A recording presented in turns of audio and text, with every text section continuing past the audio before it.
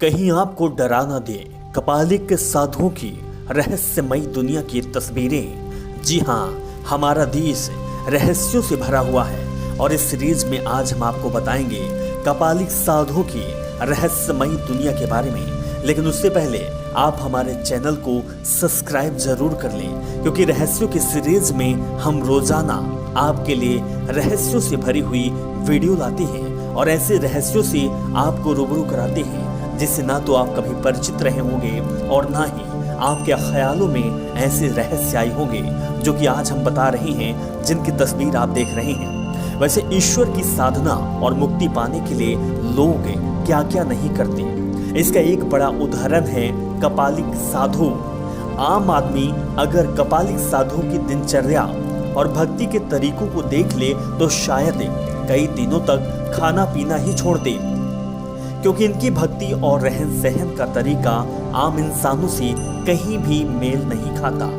अगर आप हिम्मती हैं और मजबूत कलेजा रखते हैं तो चलिए कपालिक साधु की दुनिया में और जानते हैं उनकी कुछ रहस्यमयी बातों के बारे में। लेकिन आपको ये बता रहे हैं कि अगर आप क्षमता रखते हैं, आपका कलेजा मजबूत है, तभी आप वीडियो आगे देखिएगा। कपालिक साधुओं को आमतौर पर शिव भक्तों से अलग करती है। हालांकि वे शिव भक्त ही होते हैं, लेकिन फिर भी शैव संप्रदाय के अंतर्गत कई दूसरे संप्रदाय भी शामिल हैं, जिनमें अघोर और कपालिक भी शामिल हैं। इस संप्रदाय के लोगों की सबसे बड़ी खासियत और पहचान है नरमुंड, यानी इंसानों का सिर, जो इनके पास हमेशा रहता है। तस्वीर भी आप देख रहे हैं, लेकिन डरना मना है। आप तस्वीर आगे देखिएगा लेकिन डरिएगा नहीं। वैसे इंसानों का सिर यानी कि कपाल रखने के कारण ही ये कपालिक कहलाते हैं। कपालिक साधुओं के लिए इंसान की खोपड़ी ही उनका बर्तन है, जिसमें वह भोजन करते हैं, खाते हैं और ये उपवास उनके हमेशा रहती है। आगम प्रामाण यानी कि शिव पुराण तथा आगम पुराण में कपालिक साधुओं के बारे में जैसा लिखा गया है, उससे मालूम होता है इस संप्रदाय के व्यक्ति तांत्रिक होते हैं और तंत्र मंत्र की साधना करते हैं। तंत्र मंत्र के बल पर ये अपनी मुक्ति का उपाय करते हैं। कपालिक संप्रदाय में इनकी साधना का बहुत महत्व होता है। इनकी एक साधना बड़ी ही प्रमुख है, जिसे कपालिक चक्र साधना कहते हैं। इसमें किसी स्त्री साधिका के सहयोग से तंत्र साधना की जाती है। इसमें साधक को भैरव और साधिका को त्रिपुर सुंदरी कहा जाता है। इसमें साधिका को भैरव पत्नी रूप में स्वीकार करता है और वह काम शक्ति के विभिन्न साधन से अपनी साधना को पूर्ण करता है। कपालिक संप्रदाय की इस साधना के कारण इसे भोग और विलास का आसान रास्ता मानकर बहुत से साधक इसमें शामिल हुए और परिणाम ये हुआ कि कपालिकों की चक्र साधना भोग विलास तथा काम पिपासा शांत करने का माध्यम माना जाने लगा।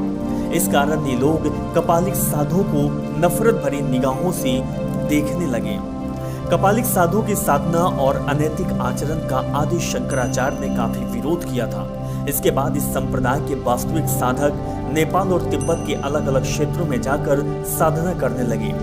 बौद्ध कपालिक साधना के रूप में यह संप्रदाय विरोध के बाद भी जीवित रहा और आज भी इसके साधक विभिन्न तांत्रिक मठों में गुप्त रूप से तंत्र साधना किया करते हैं। कपालिक संप्रदाय के साधु अपनी साधना और सिद्धि के लिए महाकाली, भैरव, चांडाली, चामुंडा, शिव तथा त्रिपुरा जैसी देवी देवताओं की साधना करते हैं, जबकि बौद्ध कपालिक वज्र भैरव, महाकाल, वज्रा नाम के तिब्बती देवी देवताओं की साधना किया करते हैं। पुराणों में कपालिक मत को शुरू करने वालों में धनद और कुबेर का नाम आता है, जबकि संप्रदाय के गुरुओं में आदिनाथ, अनादि, काल, अमिताभ, कराल, विकराल के नाम मिलते हैं। जबकि शिष्यों के रूप में प्रमुख नाम जो है वो नागार्जुन, जड भरत, हरिश्चंद्र आदि का होता है।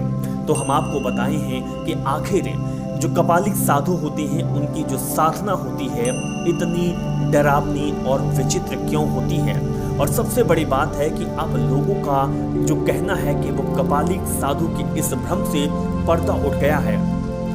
हालांकि देखा जाता था कि सदियों से देवताओं को खुश करने के लिए लोग, ऋषि मुनि, तांत्रिक अलग अलग से साधना करते थे, विचरण करते थे, पढ़ाई करते थे, लेकिन कपालिक साधु के ऐसे रहस्य और कपालिक साधु की ऐसी साधना जो कि लोगों को भ्रम में डाल देती हैं। अगर आपको ये वीडियो अच्छी लगी तो हमारे चैनल को आप सब्सक्राइब जरूर करें, ज़्यादा से ज़्यादा वीडियो को आप शेयर करें।